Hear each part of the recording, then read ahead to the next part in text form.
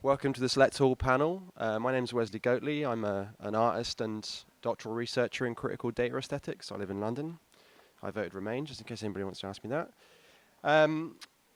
The panel today looks brilliant. I'm really pleased to be getting the opportunity to moderate it. Thanks to everyone at Theorizing the Web for inviting us all here and putting us on. I'm going to introduce everybody as we go, so you'll have an opportunity to hear about people's individual bios and research as they talk.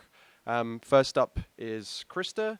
Krista Schnell is a PhD student in sociology at UC Berkeley. Her research interests include gender and technology, not surprisingly because she studied mechanical engineering in undergrad and then worked for 5 years as a technology consultant in Silicon Valley. She believes that we critique what we love. Thank you.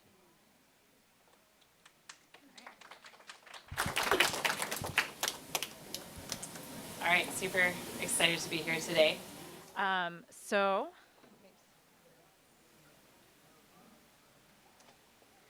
going to start off with a short story, actually. As my introduction, I'm a PhD student in sociology, but before this, I was an engineer and a technology consultant. By the way, this is a true story. When I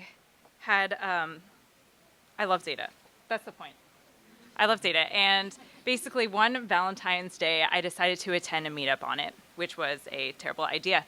As you can imagine, networking, which is already like pretty awkward, was super awkward. So I just decided I was going to talk to my best friend, not worry about things, and a guy came over and without any other introduction, looked at us, said, "So how big is your data?" At which point I looked at my friend, we were both kind of confused, turned back, and I said, "It's pretty big." So we can learn a couple of lessons from this story. The first is that's a terrible pickup line. The second is that there seem to be some undertones between masculinity and big data. And the third is that I totally played along. I was way more competitive and less dismissive of that comment than I would like to admit. Because at the time, I actually totally believed in the superiority of big data. I figured if you weren't working with it, then you were probably intimidated or not smart enough, honestly. And just so that everyone knows I'm talking about big data, imagine data that's very large and complex and to easily be dealt with traditional software. So a couple years later, which was a year and a half ago now, I went to my first sociology conference, and I was like, why would anyone do interviews? I don't get it, especially when there's like big data technologies. And I was actually in that very moment that I realized the way that I thought about qualitative methods and interviewing was kind of like small and weak and like kind of like I thought about femininity, actually. And on the other hand, quantitative methods being more superior and more valid and actually kind of like I think about masculinity. So it turns out that I'm actually not the first person to have ever thought this. Anne Oakley is a sociologist and a feminist scholar, and she wrote this article about gender, methods, and people's ways of knowing. Totally destroyed my soul in that moment, but in an amazing way. And she points to a history in which qualitative methods have been aligned to the feminine and quantitative to the masculine. And importantly, this idea of gendered methodologies is socially constructed. So how did this happen? Well, we come from a long history in which men have been considered the subjects or the knowers, and women are seen as objects or nature and to be known. And scientists wanted to calculate the universe and predict and control in an objective and a value-free way. But I wonder, is this even possible? Feminist scholars would indicate no, and they challenged quantitative methods and argued instead for qualitative methods to kind of get at this. But at the time of Anne Oakley's article, big data didn't exist. So I was thinking, oh, well, if big data could be kind of seen like the pinnacle of quantitative methods, then perhaps it would also be kind of the most masculine if we go along with this socially constructed idea. And if that's the case, maybe it actually makes sense why more women wouldn't work in big data beyond sort of the pipeline and the work culture problems that we hear about today. Maybe there's more to it, and perhaps I could figure that out by talking to big data experts in Silicon Valley. So I chose a qualitative feminist interviewing method to highlight and convince myself of its strengths. So this meant in-depth, face-to-face interviews where I minimize the power differential between me as a researcher and my respondents. And typically, these feminist interviews listen for the quote-unquote muted voice of marginalized people. I know in this case, I was interviewing people of a pretty relatively privileged class, but I actively sought to listen to what I believe all of us have in us as some sort of muted voice, even if that contradicted some of my hypotheses. So now the question that many of you may have, which if you are would actually kind of serve to prove my hypothesis, is how many interviews did I do? And I actually went back and forth on this a lot because I doubt myself, and I was like, oh, is it like not enough? It's too small. Would a man share this info? Would he even think about this question? Why am I even asking this?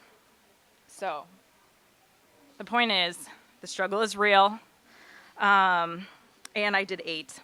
So I did 8 interviews with big data experts in Silicon Valley, 3 women, 5 men. The qualitative data that I gathered from each of them was rich and deep and nuanced, and I did detailed analyses of each. A part of me knows that I have something important that I want to share, and another part just kind of wants to like curl up in a ball and feel like, is that enough? It's too small, it's too weak, too biased. I'm still in this old way of thinking. And there is a lot that I would do to improve upon my study. And the point here is that I think you should critique and question what I did, but in the same way that you would critique or question any quantitative or big data project. Because according to the data, I don't think that's done enough. So here's what I found, and I'll be putting quotes up on the screen that you can read. First, big data as a term is often used as a mass noun referring to a homogeneous aggregate. And this can be problematic, one, because men in our society tend to be more easily quantifiable, so they'll have salaried jobs, for example, whereas women, if they tend to stay at the home, that's a lot harder to quantify, and they can start to become invisible in aggregate. There's also a metaphor of big data as a natural resource to be harnessed and exploited for value. And again, given that historical context, which I referred to previously, where men are kind of the knowers and women are more like nature and objects, then this can also be discouraging for women in this space. And if you're not convinced, I'm actually just going to take a moment and throw myself under the bus. I wrote this article titled "The Data Supply Chain" back when I was a technology consultant. So we know that there's this data ideology and preference in our society for quantitative methods and more objective research. And I actually just bolded this whole quote because I feel like it really encapsulates, in many ways, although not all, a positivist mindset that data doesn't lie. Very objective, right? Also, there's this idea of qualitative interviews. They're too small, too weak, implying that bigger is better. And also, I'll just note 200 interviews feels like a lot. And feminists argue that all of this is in service of gaining power to know and dominate. Traditionally, again, men over women, subjects over objects. And in today's world, this could be thought of as control to model, predict, and understand consumer behavior to potentially change it. So again, no wonder that women might not feel welcome in the space of data. Before we get too depressed, there are some nuances, or what I like to think of as these muted voices. The term big data is actually seen as somewhat nebulous. There's no one objective understanding or singular truth, which is actually in line with a lot of feminist values. There is uncertainty when making bold claims. Back to our favorite quote, I just feel like data doesn't lie. And there's also this idea that big data, there's bad data, it's hostile, distrust. And these reveal hints of uncertainty that are against positivist preferences. And finally, a quote that was just music to my ears at this point. Certain attributes of the landscape are probably better captured by the qualitative and some by the quantitative. A good designer or researcher can ideally toggle between both.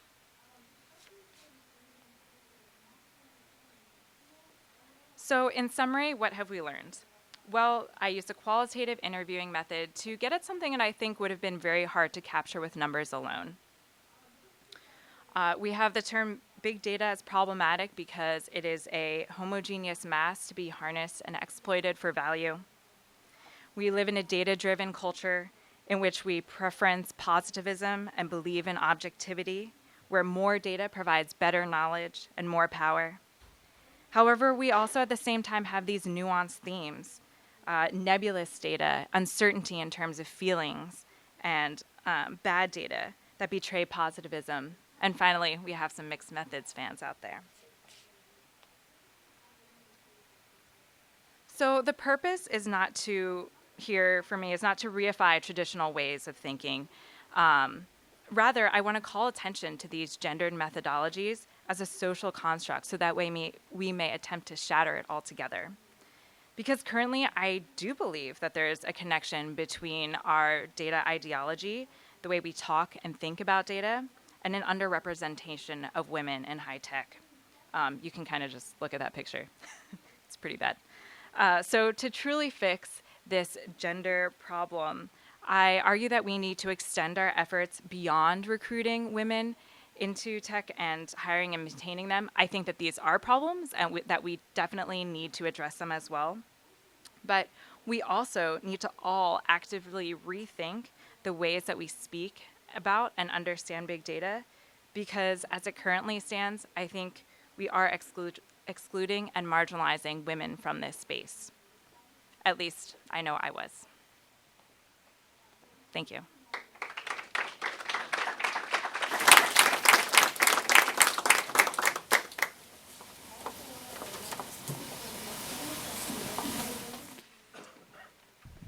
Thank you, Krista.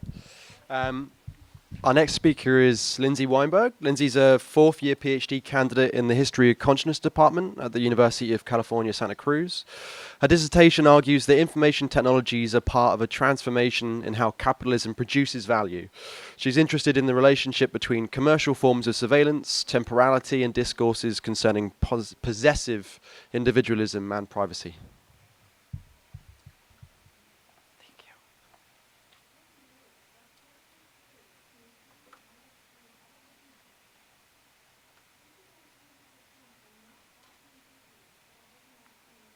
Can you guys hear me okay? Is that good? Okay, cool. Thank you all so much for coming, and thanks to Theorizing the Web for having me here today. So my paper is called Rethinking Privacy, a Feminist Approach to Privacy Rights After Snowden. On February 16th, 2016, Tim Cook, the CEO of Apple, released a message to Apple customers regarding a court order to provide the FBI with access to one of the San Bernardino shooter's iPhones. Cook describes the FBI's demand as the following. Quote, specifically, the FBI wants us to make a new version of the iPhone operating system, circumventing several important security features, and install it on an iPhone recovered during the investigation. In the wrong hands, this software, which does not exist today, would have the potential to unlock any iPhone in someone's physical possession. The FBI may use different words to describe this tool, but make no mistake. Building a version of the iOS that bypasses security in this way would undeniably create a backdoor. And while the government may argue that its use would be limited to this case, there is no way to guarantee such control. Unbridled government access to personal cell phones certainly raises concerns over privacy, but what is particularly interesting about Cook's letter is the way it posits Apple as a guarantor of such privacy. The digital economy, which includes the goods and services that Apple provides, is predicated on the observation of user behavior to market goods, services, and advertisements. Tech corporations are thus able to deploy the discourse of privacy rights, a discourse that was reignited by privacy rights activists following Edward Snowden's revelations, to defend their data against government abuse, and yet simultaneously continue the collection of consumer data for the purposes of economic exploitation. In the context of this corporate appropriation of the struggle against surveillance through privacy rights discourse, the relationship between surveillance and privacy warrants rethinking. Rather than arguing that government and corporate surveillance encroaches on the private sphere, I argue that divisions between the private and public are structured by the spatial organization of capital. Privacy rights discourse, indebted to the liberal democratic tradition, reinforces the dichotomy between public and private life, and also the fiction of the sovereign subject, a subject that, quote, answers only to its own internal order and is not accountable to a larger community, save only to the extent that it has consented to do so. And that's from Biederman's International Law Frameworks. Following feminist political theory's critique of the public-private divide and the fiction of the sovereign subject, I argue that the focus in a critical analysis of the digital economy should not be on the ways commercial surveillance has come to encroach upon an otherwise isolated private sphere, but rather on the points in the circulation of capital where subjects are individuated or dividuated for the purposes of profit accumulation and control. So let me explain those terms really quick. I define individuation as a construction of the consuming, desiring, and individual subject, and dividuation, following Deleuze, as a process whereby subjects are treated as an anonymized and aggregated mass, and are thus non-sovereign. While the private sphere in traditional liberal democratic theory is presented as separate and opposed to the public sphere, feminist theories have demonstrated their interrelatedness. The slogan, "the personal is political," is often cited as an example of the challenge to the division between public and private life, given the ways the private sphere is structured by decisions made in the public sphere, often to the detriment of women. As Diane Cooley explains in the context of a global communications network that merges public and private life, spaces are increasingly mobile and connected, and thus destabilize a clear boundary between the public and private. Cool argues that, quote, while the response of some critics, feminists among them, has been to reach for a liberal language of negative liberty, privacy, and protective rights, these would seem to have only marginal relevance to the sort of processes mentioned here, end quote. An understanding of the public-private distinction in the digital economy needs to adequately address the ways that conceptions of the private and public have been transformed by technology, including commercial surveillance, that extends monitoring throughout social life. As Zizi Papaturisi explains, quote, the information about decision-making behaviors that occurs in the private realm increasingly becomes a tradable commodity, end quote. This information, assembled by private data brokers, is marketed and sold to both private and state entities. What current privacy rights frameworks struggle to account for, given this emphasis on individual rights-based claims, is the process of dividuation, the mass data collection that allows for prediction and guidance of subjects' behaviors and choices, on which the digital economy is largely predicated. Target advertising, for instance, uses data analytics to determine which users are most likely to provide a return on capitalist investment, presenting particular options and choices to certain users, while those determined to be risky investments do not receive the same rates, discounts, or ads. As another example, the rewards of cost saving and fast shipping are contingent upon the hyper-tailorization of fulfillment center labor, and made possible by aggregate consumer and worker data. Furthermore, in many cases, privacy legislation has been used to expand the scope of capitalist surveillance rather than impose limits. For instance, the Video Protection Privacy Act of 1988 became the foundation for Netflix's push in 2011 to amend the VPPA's consent provision so that companies could obtain a one-time consent from consumers, allowing Netflix and other platforms like Facebook to use the association of users with various commodities and services to create targeted ad campaigns. While Colin J. Bennett contends that, quote, realistically, without privacy regimes, there will be few, if any, actual mechanisms of social redress for public and private wrongs, and sometimes the policy regimes do have positive results, end quote, Privacy regimes centered on rights and contractual relations between individuals and corporations also help corporations to modify their terms of service in order to further legitimate data accumulation as mutually agreed upon and transparent. Perhaps most significantly, in anonymizing the data, corporations can argue they uphold the legal protections afforded to users in regards to individual privacy and concerns over overt discrimination. If, as I have argued, discourses about privacy rights are tethered to the idea of the sovereign self, and if this tethering has provided loopholes that can be exploited by corporate interests, how do we rethink privacy to account for the individual? Feminist theory has been one of the most generative sites for theories of the non-sovereign relational subject. Carol Pateman explains that contracts are premised on exemplifying and securing individual freedom, but on the contrary,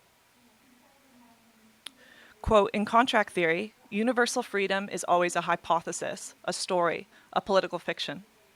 Contract always generates political right in the forms of relations of domination and subordination, end quote.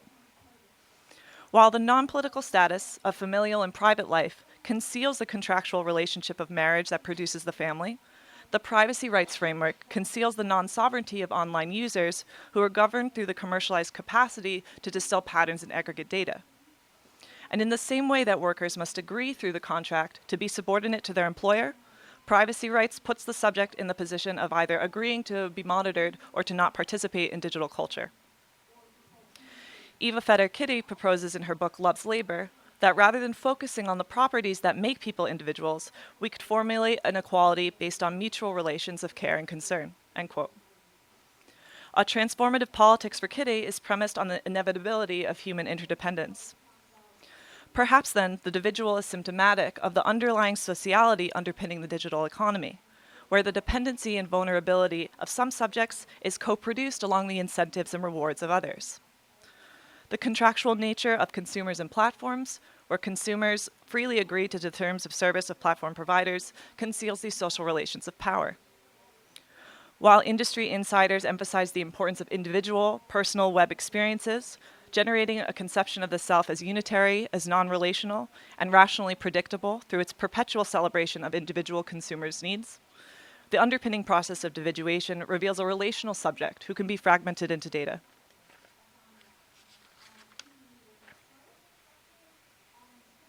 What then might a transformative politics look like concerning the digital economy if the traditional categories of public and private are no longer tenable distinctions or put in the service of the extraction of profit for the few? As I have argued, the recognition of the non-sovereignty of the subject stresses relationality between subjects, the contingencies between subjects, and that one person's data, extracted through leisure time surveillance, could be used to intensify the workplace domination of another, or the ways that allow for prediction, preemption, and management of the options and choices of others.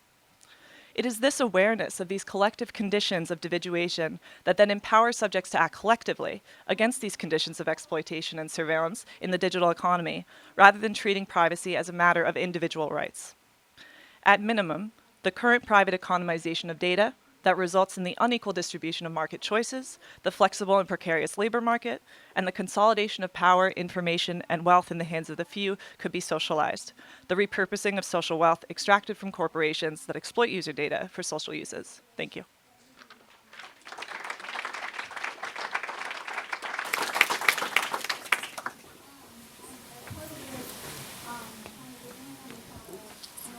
Thank you, Lindsay. Next speaker is Jack. Jack Kahn is an independent writer, currently based in Brooklyn, New York. His research interests include contemporary art, the history of medicine, political theory, disability studies, critical race theory, and American studies. His work has been featured by The New Inquiry, Dis Magazine, the LARB, and the List Art Center at MIT. Thanks, Jack. Firstly, I would like to thank my fellow panelists and all of you for showing up today. I'm also grateful to Lindsay for introducing so much vocabulary around control societies. That's going to help me out a lot for my presentation. The topic, by the way, of my presentation regards missing, spelled MSSNG, and how it and other open science projects are changing what it means to be disabled. The big takeaway that I want you to have is that while new tools for organizing information might seem democratic or sexy, we don't use those tools. If we don't use those tools to ask the right questions, we invite some pretty undemocratic and unsexy outcomes. Open science seems like a great way of promoting freer and more accessible scientific research, but if we do nothing to examine our dominant assumptions about science and human difference, we're doing nothing to actually address inaccessibility or inequity. Yes, science projects like Missing do make genomic research more available, but they've done very little to change the fundamental assumptions within Western science that create inequality. But let me start at the beginning. Missing is a partnership between Autism Speaks and Google, and it became the biggest archive of genetic information, an archive of genetic information about autism ever. In December 2014, it released this really cinematic promotional video that I'm going to show you, just so that you can get a gist of how Missing's communications department might describe its own mission. I don't know how to get the great. Excellent. Yeah, thank you so much. The unknown. Vast. Unexplored.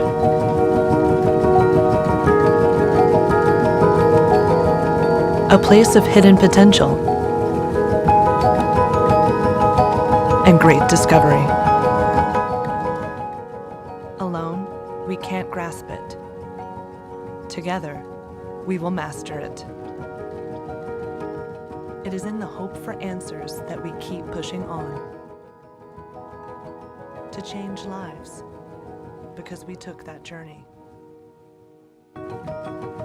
This is DNA. The beauty that nature gave us, making everyone a work of wonder. The missing answers to autism can be found in DNA. Exploring it will change the future of this disorder, uncovering different subtypes for personalized treatment. Because what we know so far is not enough. Autism Speaks presents Missing, an open source research platform for autism. We will collect the DNA of 10,000 families affected by autism, creating the world's largest database, letting scientists from around the world analyze it, study it, and find the missing answers. Your donations will bring this project to life. And together, we can conquer the unknown.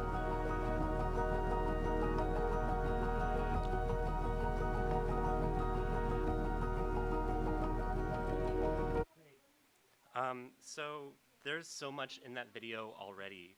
I'm sure you noticed a lot of the colonialist rhetoric that they used, like this notion of like the sublime, natural, unknown body, or like even just their abundant use of seas or oceans of information to describe some sort of like information that will help us know about ourselves that we do not know yet. Yeah, these are some foundational Western colonial metaphors, like boarding a ship to go somewhere unknown where the subject can gain knowledge of themselves by studying what they do not yet know. So already, without digging even very deep, we find lots and lots of problems, just at least like with the framing of Missing itself. I'm just going to move now onto a quotation from an interview with Stephen Scherer, who's the program director at Missing. He said, quote, "I am immensely excited because for the first time, any scientists anywhere in the world will be able to collaborate and perform analyses with these data in a common cloud, thanks to Google Cloud Platform and our work with the Google Genomics team.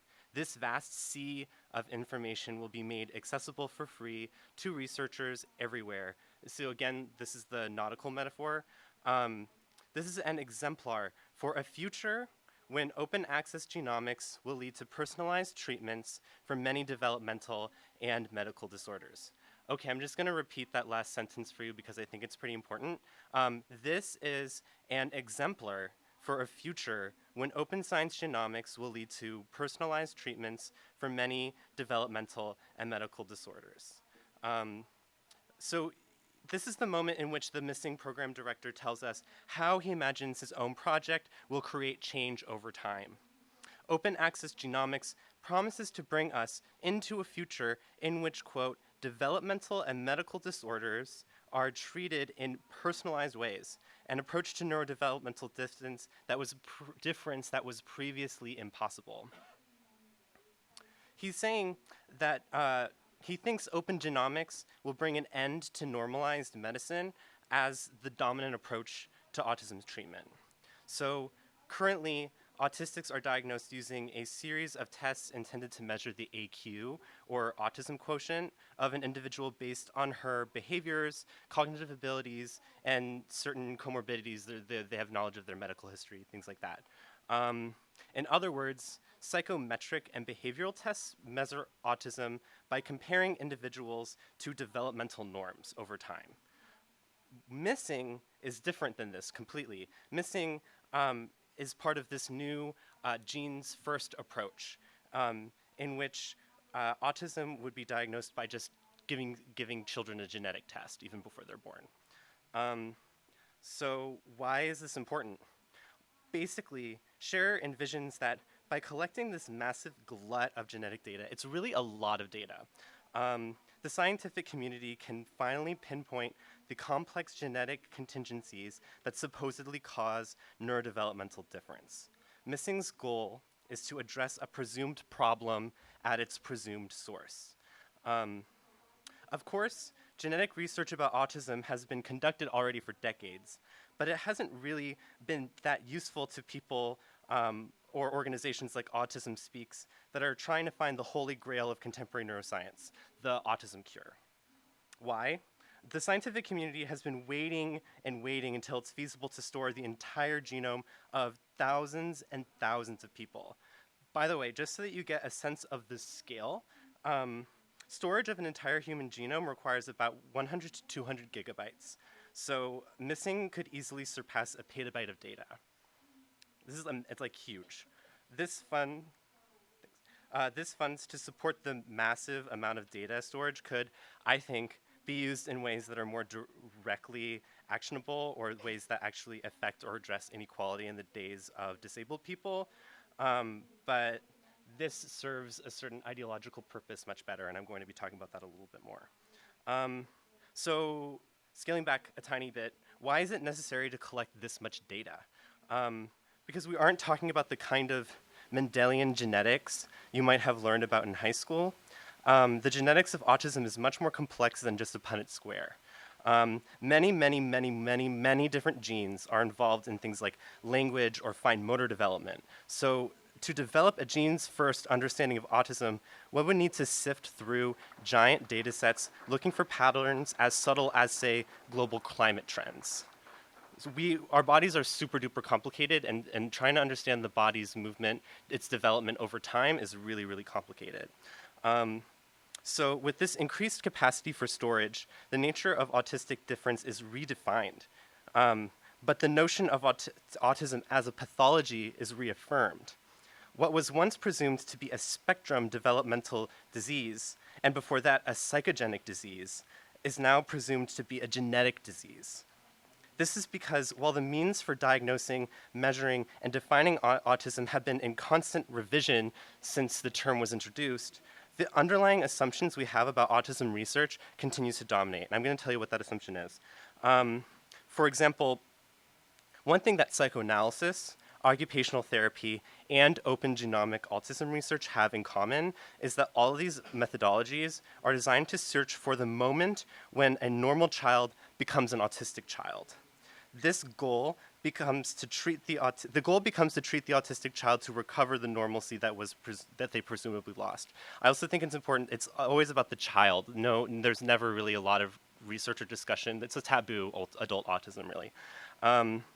So in psychoanalysis, the discipline that actually first coined the term autism, it was defined as the result of parental trauma. This is the refrigerator mother hypothesis.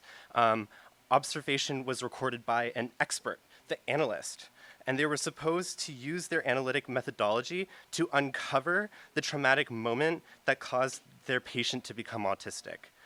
The patient is compared to norms of child psychic development and treated to recover those norms. In an occupational therapy setting, what's kind of more dominant right now, autism is defined as a cognitive difference. Observation and psychometric testing is used to plot a patient's capacities on a continuous spectrum from low functioning to high functioning and then treated accordingly. The patient is compared to norms of cognitive and behavioral development and then treated to recover those norms. In open genomics, autism is defined as a genetic difference. Genetic observation is used to plot various genetic subtypes to come up with a more granular model of human difference. It's not so continuous because it's not about necessarily comparing someone to a norm, but about describing the specific genetic qualities that someone has. Basically, if Missing's project proves successful, it might be possible then to edit the genes that cause autism or supposedly cause autism in order to sanitize the human species from autistic difference altogether, or at least from the populations with enough privilege to access these treatments. Therefore, we see in the history of the treatment of autism a trend of moving closer and closer toward data-driven approaches in an effort to capture the complexity of the supposed pathology of autism according to whatever methodologies were big at the time. However, I think what sets the genomic approach to autism apart is the implicit promise that it can not only help the, quote, abnormal autistic child develop their normacy, but also it can improve the norm itself. One promise of open genomic projects like Missing is that by uncovering the heterogeneous subtypes of autistic difference, researchers can isolate genes associated with pathology from those associated with greatness, such as musical talent, etc. And I worry about these scientific implications and the political implications of this new 21st century reboot of 20th and 19th century eugenics. Thank you very much.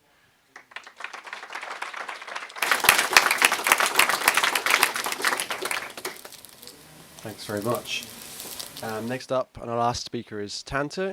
Tante is a political computer scientist and independent researcher working on better understanding, analyzing, and communicating the relationship of automation and people. He's written for German and US publications about algorithms and their social impact.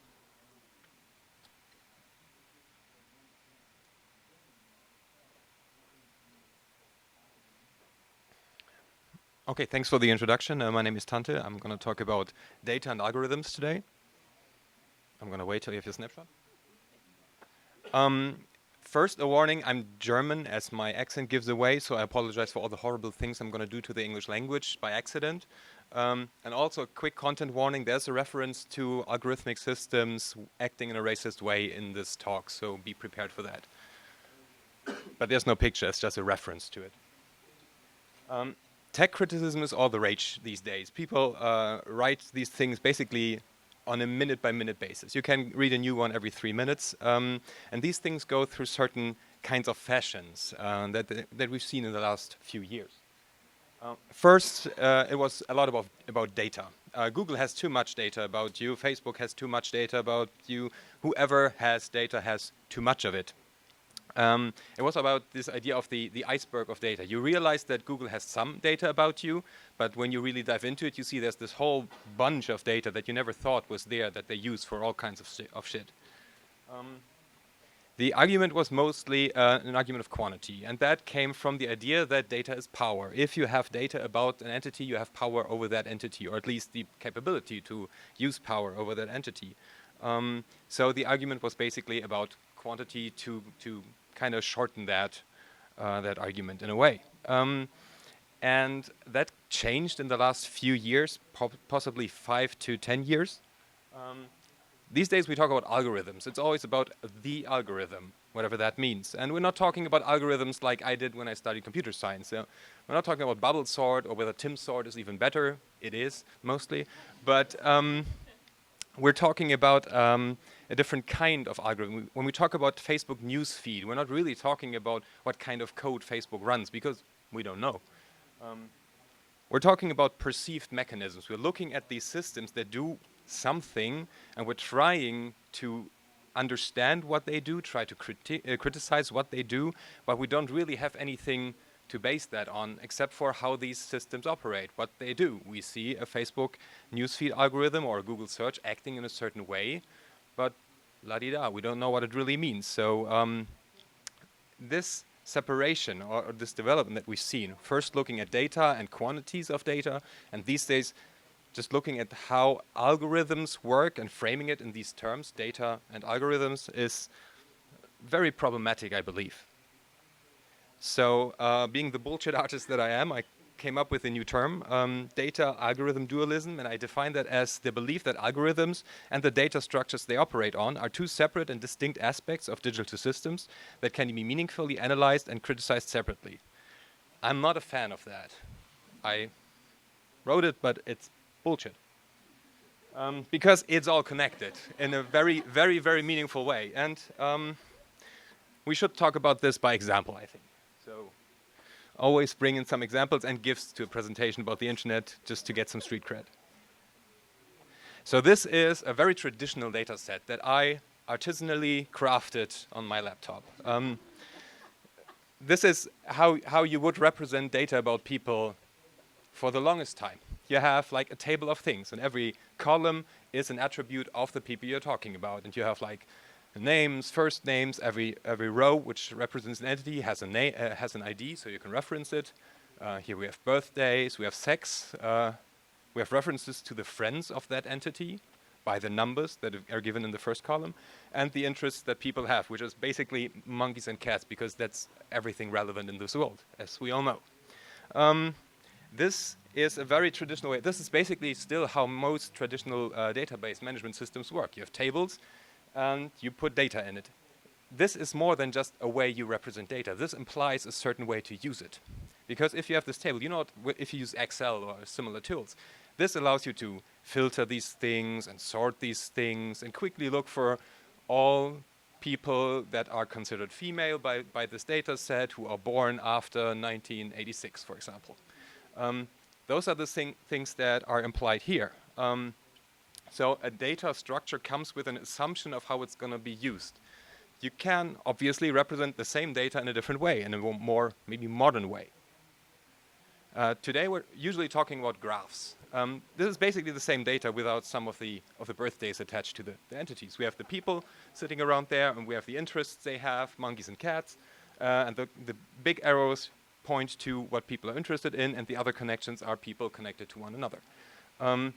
This is a different way of representing the same data, the same information, so to speak, but this representation leads to very different types of analyses. If you look at this, you're looking at clusters. For example, you see the three people on the right are forming a circle. They're connected, and they might be friends, they might be family, whatever kind of data you use to derive what that means. You don't really think about filters if you look at data like this. You don't think about how you can sort these entities. They are not sorted in that way. So this is the new way that we're looking at data. Obviously, you can translate these things. I did that. I mean, I created both these representations, but translating is a very conscious decision. I decide to take this tabular data and turn it into a graph to do something very special. If I just have the data and look at it, I probably will not do that if I just see what the data tells me to do with it. Data structures also manifest and codify bias. It's sadly that the font on the Mac is a little different. The data structure, we'll go back to the very simple way we looked at before. This has a bunch of assumptions about the world in it that are very problematic. I'm just going to point out two, but you can probably find about 10. First assumption that basically every programmer, is a trap that every programmer falls into. The assumption is that people have a first name and a name. Many people don't. Many people have completely different structures of name, or the idea of name and first name doesn't exist in their culture. Another thing is we have sex, and it's F or M here, female or male, which is bullshit, as I don't have to explain anyone here that is the whole possibility. You could also see that here you imply that friendship could be one-sided, because one person could be friends with another person, but that person not with that first person, which is also an assumption that might be right, but it is an assumption that the data comes with.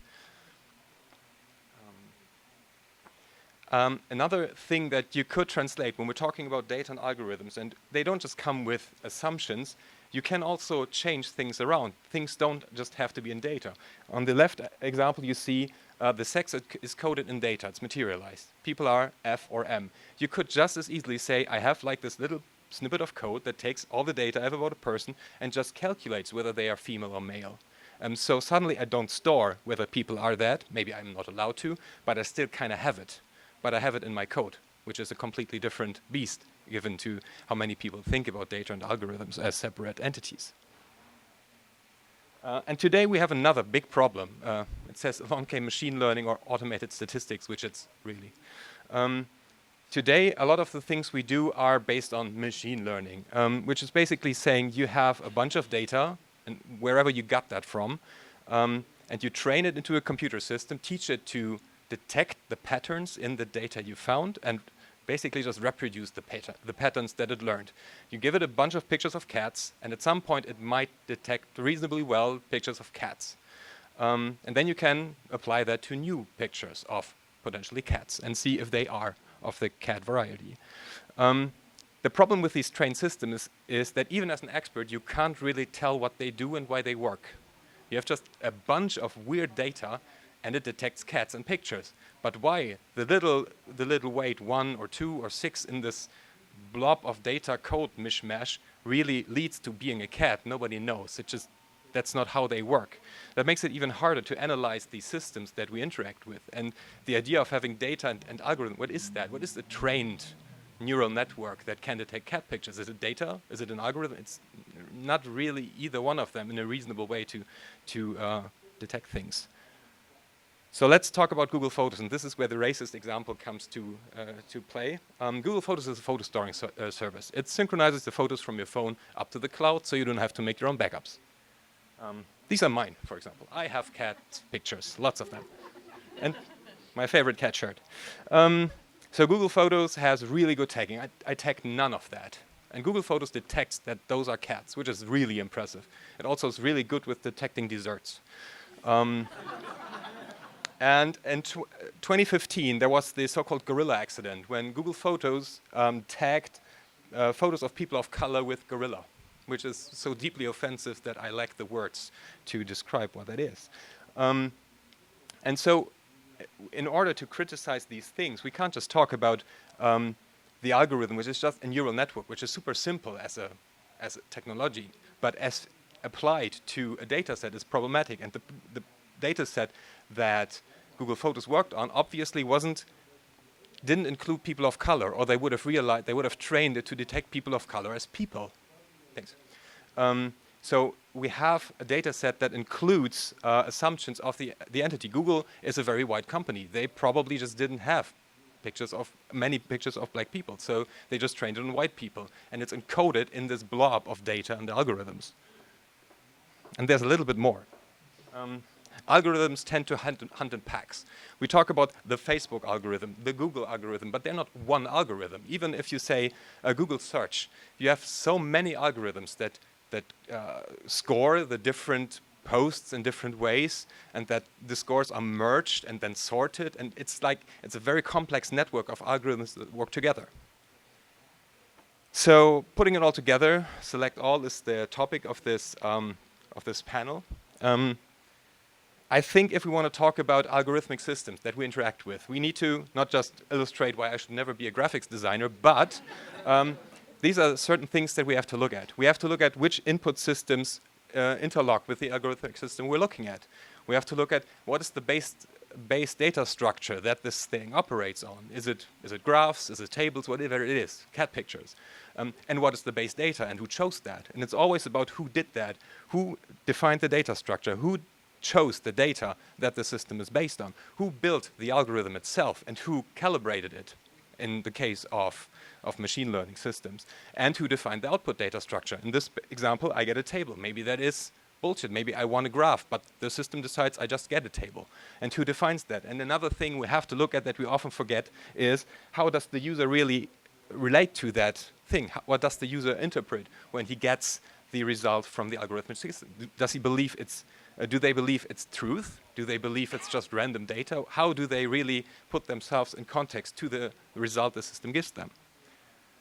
So I I think we should criticize algorithms better. And I think to do that, we need to look at all of it and not pretend like data and algorithms are two things we can look at separately. That's basically the gist of it. Thanks for your attention. I'm Tante mostly everywhere, so get in touch. Thank you.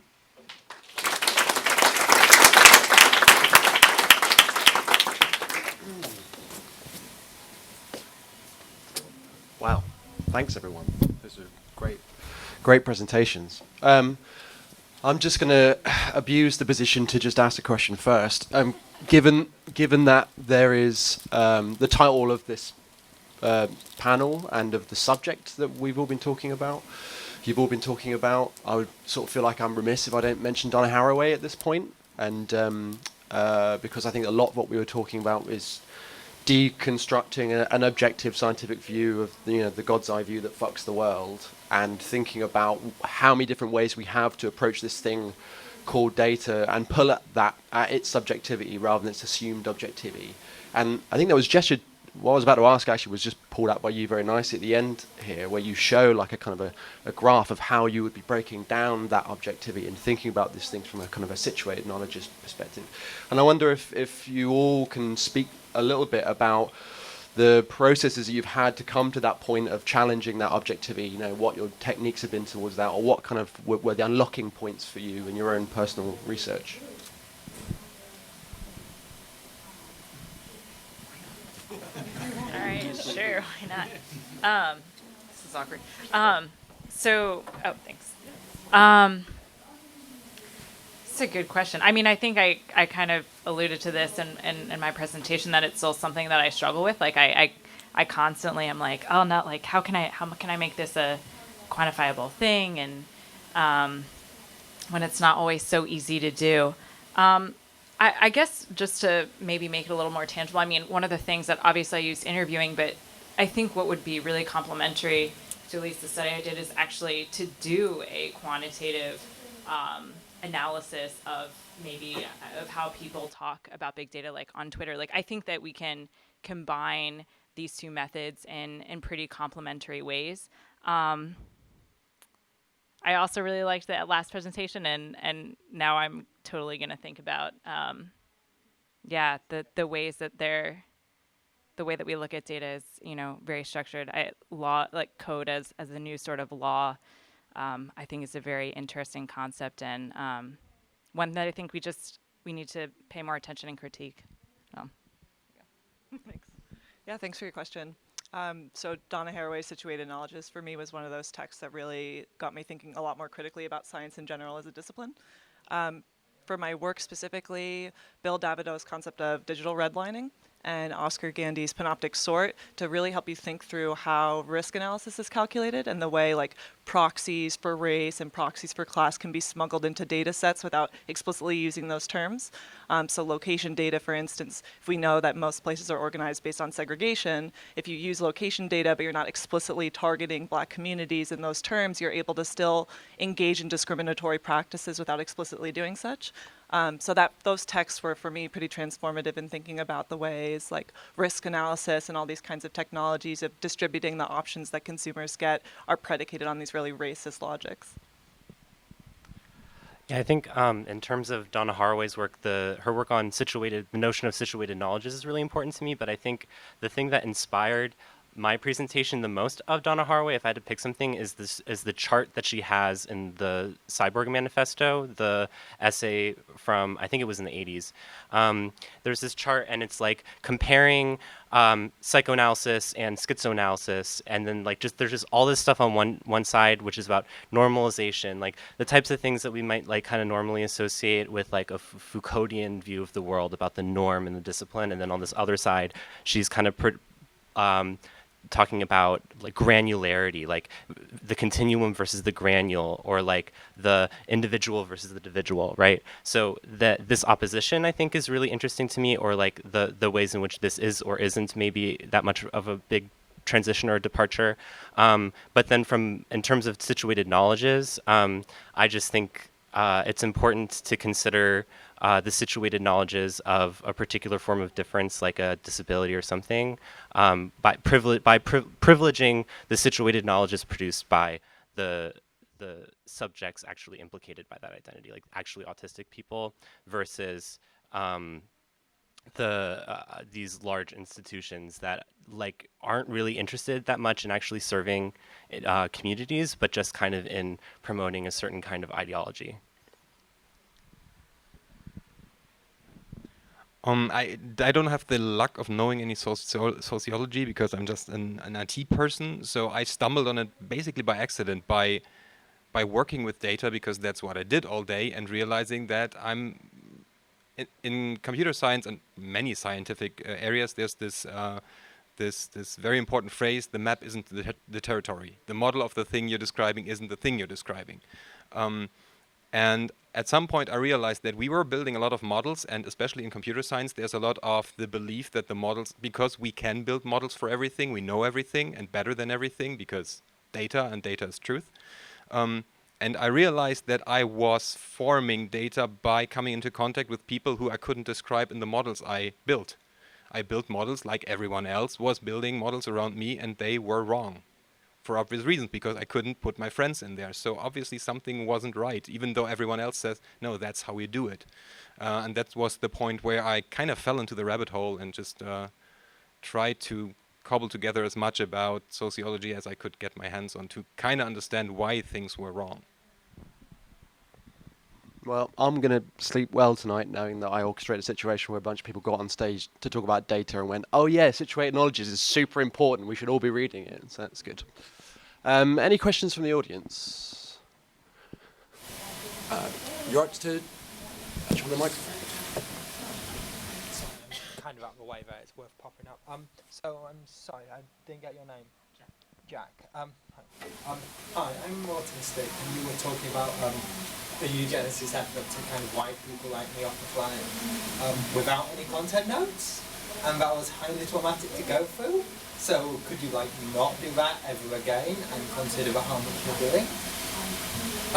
You also only discussed Autism Speaks in the mildest terms, like the very mildest terms possible, and it would be completely possible for people to walk away from that talk and think, oh yeah, like maybe the methods are wrong, but like people are going in there with the right ideas, and yeah, maybe we should be trying to sort this disease out. And Autism Speaks are an organisation which have put out videos which are very sympathetic towards people who have autistic children killing their autistic children. They spend the vast majority of their budgets on research to find us before we are born so we can be aborted. That's what this research is going towards. This is not a benign effort, and like you very closely at the end mentioned that it was heading towards a eugenicist effort. You need to be much stronger here. And you kind of like, in your critique of the mechanisms, you engage very much with lots of feminists, or as we said, situating knowledges, but your own practice of examining those methods, examining what goes on, seems to have completely failed to engage with feminist and disability theory in itself. Your methodology seems to be built on coming at this from a standpoint of an academic outside of these systems, and autistic people, feminists, have been dismissing these systems very loudly, and Autism Speaks as its own. And there's lots of writing on there, and you haven't cited any of it. Could you do better? Thanks. Thank you. I agree that there should have been a content warning. I think that deserves an apology. In terms of citational practice, I feel like this is such a brief kind of setting. I would have loved to have extended more time to cite all the people, including Donna Haraway, Mel Baggs, countless people. There's also a really great new book by Anne McGuire that I recommend called War on Autism, which is sort of about this problem of how violent Autism Speaks is. And I agree with you. I find Autism Speaks' project to be completely despicable. The most sharpest and most condemning language about it is necessary. I guess you are correct in that I should have been more harsh in my language on it. I think what I was interested in today was sort of just trying to really, really lay bare some of the mechanisms, as you said. And it's such a short period of time. I really, really want to. There's better ways, I guess, of incorporating everything. I thank you so much for bringing up your concerns. I listen to them and I take them to heart, and I appreciate your commentary. Thank you. You okay to shout? Yeah, I can shout. Sorry. So mine is about the last presentation on the Data-Algorithm-Dualism. So you said that we don't really know how this stuff, how data and algorithms work together because we don't have access to everything that someone working at Google or Facebook would. But I'm wondering if you could speak a little bit about how teenagers work in those companies understand the relationship between algorithms and data, if at all, or if they don't completely understand what's going on either. Of course, I can't speak for everyone who works at Google or Facebook or whatever, but I think what is largely ununderstood in the IT world is the bias that data brings towards the development of algorithms.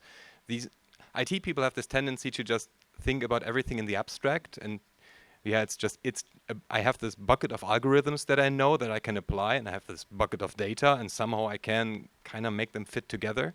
But there's very little towards really analyzing how their internal bias forms their decisions.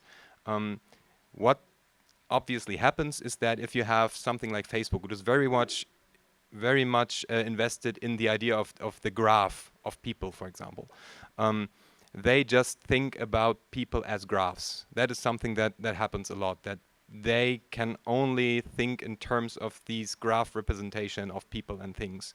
And you see that whenever Facebook talks about communities and how they understand these things, it's always this graph that I showed, just bigger and with a little more circles in there, more structures they can find. But that's their only way of understanding the world. And that shows a lot in even in their PR speak and in their messages. Even when Zuckerberg goes on his "I'm going to be president soon" speech, that's basically the graph thing turned into a political statement. But apart from that, I think that's really not the point, because they're not really looking so much at what they're doing, because they move forward and bring us to the future. Hello. I don't know who this question is for. Maybe it's for anybody who wants to take it up. But I think there's certain metaphors that are used with big data, that it's a resource to be exploited, etc. I like Maciej Ceglowski's alternative, which is that it's toxic waste, and that we should be treating it in the same way that we treat waste products. And I guess this is all leading to a question of what should be done given this power imbalance of those who are like creating the algorithms and creating the data and housing it and treating it in ways that we have no control over. What do we do? I don't know. Maybe it's a lot for Tante. I don't know. Anyway. Who wants to solve this problem? Oh gosh. I mean, the thing that you made me think of is just like the data centers, like explicit, like from an environmental standpoint, when you said in terms of how much waste is produced. That being said, there's probably things that data can be useful for. So for me, I think thinking of ways to socialize this, thinking of ways to make knowledge and information something that everyone has collective ownership. I know that kind of can sound romantic, but I think there are ways that there's abilities to make claims on either the profits of data and to redistribute those so that we have social programs in this country. That would be one means. That wouldn't necessarily control for how the data is being instrumentalized, but at least then there's some kind of economic solution. So I definitely don't have the answers, that's for sure. But that's something that you made me think of. That metaphor actually made me think of the literal environmental waste that's part of this process. So I appreciate your question. Any other thoughts? I can say something real quick. I was just thinking about one of the article that I mentioned about like gender and methods and people's way of knowing, and I know one of the things that she spoke to was and Oakley spoke to was, you know, we qualitative analyses, quantitative analyses, and how we can use that even these quantitative analyses like for feminist, with feminist goals in mind, so that it doesn't always have to be that, data is terrible. So I don't know necessarily the ways that we could do that, but I can imagine there might be some projects that we could, with sort of like goals of other people or more marginalized voices in mind, that we could actually maybe make some progress. But thinking about these things, it is really hard to convey. I mean, I think it's one of the reasons that I switched from being in tech to sociology, but it doesn't get the respect that it deserves quite yet. So taking it on as a personal mission of mine. Being a communist myself, I totally agree with you. We should just socialize all that kind of stuff. But putting on my reasonable hat, I have one somewhere. Reasonable hat. I think there are a few things that we need to. We can't. I like Maciej. He's really funny. He's really spot on. But I think the idea of calling big data just toxic waste is a little unfair and a little counterproductive in a way. I think big data and the technology behind it and the ideas of generating not causalities but correlations from it can be helpful towards finding causalities, because sometimes the data you look at, you find a correlation, and the correlation isn't the truth, but the correlation points you in a way to find a truth that might be useful.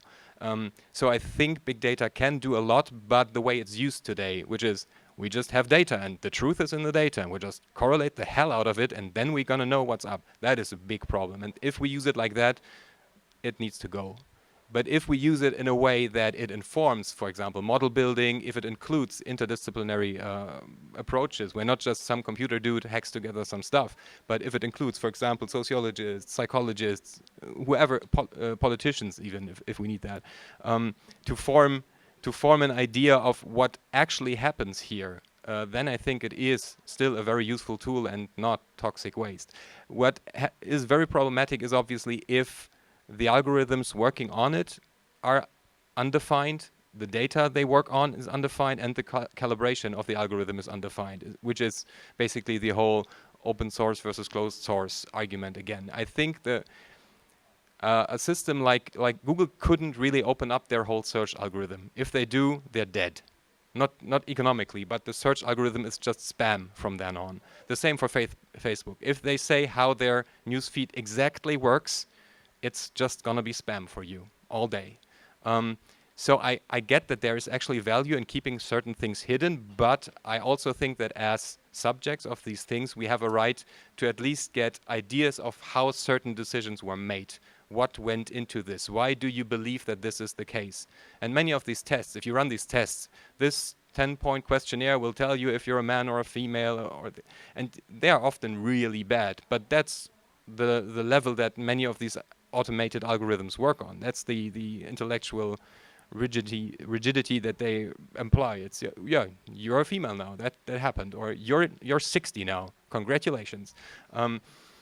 We need to see that how the machine made these decisions, what went into it, make that decision explicit so we can correct it. Say, you believe I'm 60, I'm really not.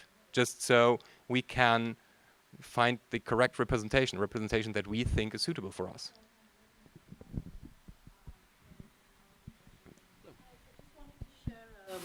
A suggestion maybe to do with, I think, mostly Leslie's work, but also maybe some things that Krista mentioned, that I think the work of feminist activists who are addressing online harassment in different communities around the world are actually part of this project of trying to rethink privacy because of what is considered private to somebody changes the minute it gets violated. It's not just this notion that, I have some really important information which, some corporation is sucking up.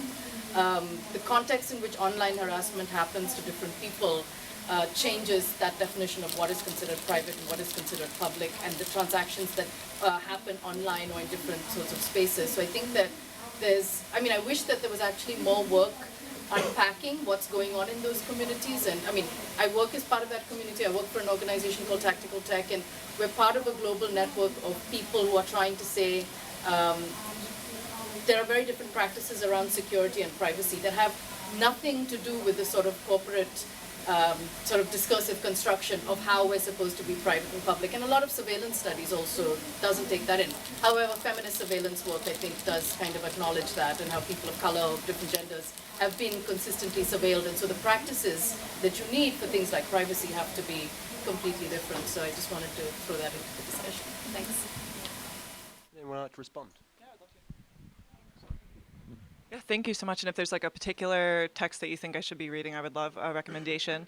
I guess just to maybe clarify or to maybe think with you about this, my argument isn't that privacy isn't a useful concept. Far from it. I mean, we've seen it really be a way of making claims on the state. Max Schrems had a really successful case of overturning safe harbor. So it's not that I don't think privacy has a utility as a concept, or that it can't be a really important idea in terms of a feminist struggle, in terms of these kinds of violations, when the information that is at stake is very much so a private one. It is something that you feel like you don't want disclosed. It is very much related to your personal identity or the things that you don't want kind of seen by others.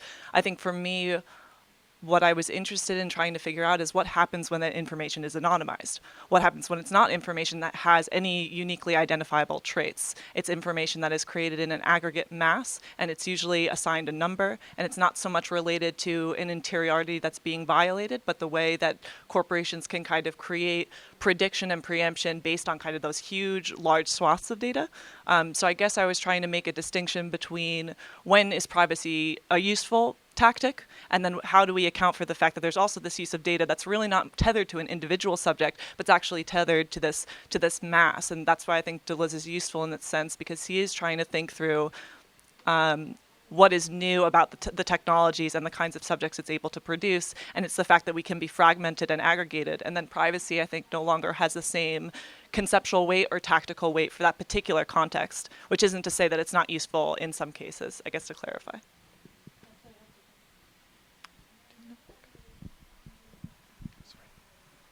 I'm just also going to throw in Catherine D'Ignasio's and other people's feminist data visualization as well into that mix, which is like a brilliant and very fresh kind of project. That there's a lot of recent work coming out around that.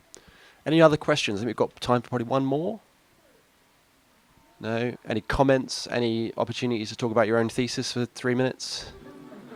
Don't raise your hand after I say that. I'm going to tentatively promote an activist project that I have going. I'm part of a group who are protesting Palantir's practices of data gathering and cooperating with groups like ICE. So if you're interested in helping us pamphlet and spread the word in front of the Palantir offices, maybe come talk to me. Right. Sorry to be that guy. No, it's a good reason. Yeah. Can I please have the microphone? Yeah. And then I'll give it back. So real quick, and I'll give it back, but I just want to jump in here before everyone runs off. So we're going to have our lunch break here shortly, and I just wanted to let everyone know that we are going to start very much on time. What is it, 6 o'clock sharp? So go ahead out and have fun eating, but I would suggest getting to the Redstone Theater a little bit early if you want to see. Okay. It's crucial stuff. Thanks, everyone. Can we all give a big round of applause to the panel?